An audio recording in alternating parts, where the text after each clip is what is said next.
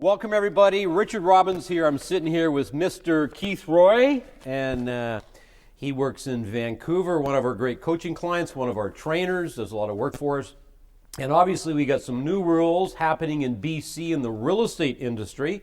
I did a video about this not that long ago, so I want to do another one with Keith. I want to give you as much information as I can because this will probably affect many other provinces at some point. So it's important we're all up to speed on this. So first of all, who's making these changes? Let's get really clear. Well, let's go back in time a little bit. Last year in British Columbia, the real estate market came under a lot of scrutiny because prices were accelerating so quickly. Right. When prices start to accelerate, some bad behavior entered the market. Right. The term called shadow flipping started to occur, where people were selling real estate contracts before they were closed, and multiple people were making profit. It was found that realtors had been involved in that and kind of undercut a couple people along the way to benefit a few others. Globe and Mail did a big investigation. Public gets upset. Provincial government is facing an election. They bring in a bunch of new suggestions through an independent advisory group, and the independent advisory group appoints a new superintendent of real estate. So governing in real estate in British Columbia now, you have the government sets the policy, the superintendent oversees that, directs council, which used to be controlled by realtors, but is now controlled by the superintendent. And so the council is bringing out these new rules on behalf of the superintendent. They're coming into effect March 15th, 2018. Okay. So let's talk about exactly what they are. Yeah, so I wrote some notes here. There's the big change is the end of dual agency. Right. And this is a big deal, and this is something that I think everybody can learn from. No longer will a realtor be able to represent a buyer and a seller in the same transaction. Some realtors do this. We see it in smaller towns, but they're going to eliminate it entirely in the province of British Columbia unless it's in a very small, remote, underserviced area. What about if, like I know we'll talk about implied agency, but what if, basically you've explained yourself to the buyer if you have the listing, and you're not representing the buyer, and you explain to them you're representing the seller. Yeah, you can still double-end a deal in that a buyer can be unrepresented, but it's a really fine line now, and there's new disclosures that are being brought out. So if I meet someone at an open house and they start telling me anything about themselves, I have to stop the conversation, give them a piece of paper, explain to them in writing the relationship that they're getting into, that I'm not their agent, that I fully represent the seller. This applies on the phone as well. So if someone phones on my listing and asks me a question that's anything beyond factual information, basically me reading a feature sheet to them, I have to pause the conversation, ask them for their email them this paperwork, confirm that they've received it in writing, and then phone them back and continue the conversation. So the net result of this is it's going to be difficult for realtors to convert sign calls and have conversations with people at open houses, but it's going to be bad for the consumer because the consumer is going to really struggle to get information about real estate beyond what's available on the internet. Okay, so what happens if you're at an open house and that person wants to buy that listing?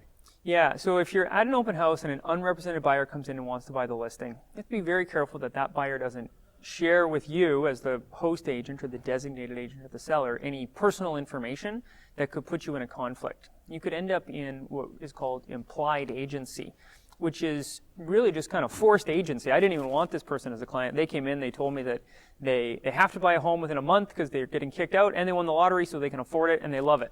Well, now I'm kind of stuck in this weird situation where I know personal information about this person. I have an obligation to my seller, and apparently we're supposed to recuse ourselves as a listing agent from the deal entirely. We have to walk away. It's a double recusal rule. No, just a minute. What are you going to do with the listing? You're supposed to. So the listing is actually held by the brokerage. So the way this rule is being interpreted and explained to realtors right now by the council is that I would say to my seller, I'm sorry, I've been forced into an agency relationship with the person who wants to buy your home. I can no longer help you. I can't help them. Someone from my office will be in touch to appoint a new agent. It's a really interesting problem. So what are the struggles? Well, I don't really want to do open houses anymore because there's a risk that I could have to fire my seller. But there's some huge opportunities out there now for realtors who are ready for it, and that's on the issue of buyer representation agreements, or in British Columbia we call them exclusive buyer agency agreements. because now you can explain to your seller, you need to be careful out there because other realtors can't help you. It's going to be a struggle for you to search for real estate on your own. Let us do the work for you. Yeah. Let us go out and do the inquiries for you. So what about, I've heard that teams have disbanded. Yeah, we're seeing some teams disband because if you're a team working in a neighborhood and you have neighborhood dominance and a buyer comes into one of your open houses, let's say you have 25% market share. They're going to see you at some point. And if they're underrepresented, they may say, we want to work with you because you seem to have the early access to the new listings, you've got the information. Well, the buyer agent on that team can't represent you in the sale of any of those homes that your team has on the market.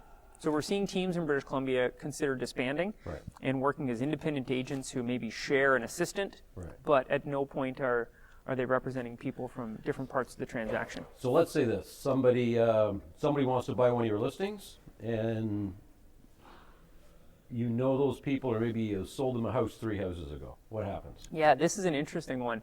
We could be in a multiple offer situation and a buyer could come in. Maybe I did a deal with you, Rich, 10 years ago. Right. Your mother passed away, I sold her house with your family, and I provided you agency at that time. You've moved on, you've got your own buddy who's a realtor. I've got a listing here 10 years later. I've got 3 offers. You come in with your realtor, you make an offer. I'm presenting multiple offers. You could be the worst offer on the table. I would look at those offers and I would say, oh man, Richard Robbins, I did a deal with him 10 years ago. Unfortunately, my agency relationship goes on forever.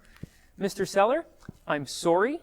I cannot help you right now. You can't sell your house because I can't represent you and I control the listing. I'm taking these offers. I have to recuse myself, leave, go to my manager. My manager will appoint someone who at some point will come by and help you in this transaction. And this will kill the momentum of a real estate negotiation. So all of a sudden, a well-connected realtor is a liability. There's going to be some interesting pushback, I think, from the public when the public realizes that these changes that are designed entirely to support them. And this is all about consumer protection. And I'm a huge consumer protection advocate, but this is harmful to the consumer's choice in a real estate transaction. Ending dual agency, good idea. Yeah. But banning, 10-year-old clients from buying listings that realtors hold is problematic. No, but then agency, you say, is lifetime. And I've heard some confusion around this. Some people say it's not lifetime. There's a time limit on agency. Yeah, different jurisdictions seems to have different interpretations of this. The last directive I saw from the Real Estate Council, the duty of confidentiality and the fiduciary duty of agency is forever. Right. So what do you think about across Canada? Because this is BC. So what do you think is going to happen with the rest of the provinces? I think Canada, other provinces have a lot to learn from British Columbia. If you want to know what the future of real estate legislation and governance is, you should pay very close attention to what's going on in British Columbia. We introduced the foreign buyer tax. Toronto introduces a foreign buyer tax. We start regulating our realtors. There's rumblings of realtor regulations in Toronto. The Vancouver board is under more scrutiny. The real estate agents in British Columbia are more scrutiny than anywhere else in North America, in the world, from what I've seen. You've traveled the world, I've traveled the world talking to realtors. This is a microcosm of the future. It's going to be the end of dual agency. Realtors need to get better at signing buyer representation agreements, for sure. And realtors are going to have to get more creative about finding their own clients because neighborhood dominance is now at a disadvantage and repeat and referral business is going to be a big play. Big play. Okay, anything else you want to add before we close this out? Just make sure you know the rules because the fines in British Columbia, and that's the other thing, the fines in British Columbia are hundreds of thousands of dollars. Other jurisdictions for, small infractions are tens of thousands or a few thousand. We have hundreds of thousands of dollars of fines in British Columbia for the realtor, the broker, and the brokerage. So get ready out there in the world, and if you're a part-timer, if you're giving real estate a try, get ready because this is going to become a very professional full-time career if you want to keep yourself and your clients safe. Thank you. Thank you. you. Everybody watching this, here's what you got to do. Whether you agree or disagree with what's going on, we all have our opinions. But you have to understand it. Make sure you understand it so you're not putting yourself in a position, where you could be faced with one of these fines and also that you're representing people properly. Mr. Keith Roy, thanks, buddy. Thanks for having me. Yeah, appreciate it. Okay, we'll talk to y'all soon. Remember, it's a beautiful life, everybody. Make it count.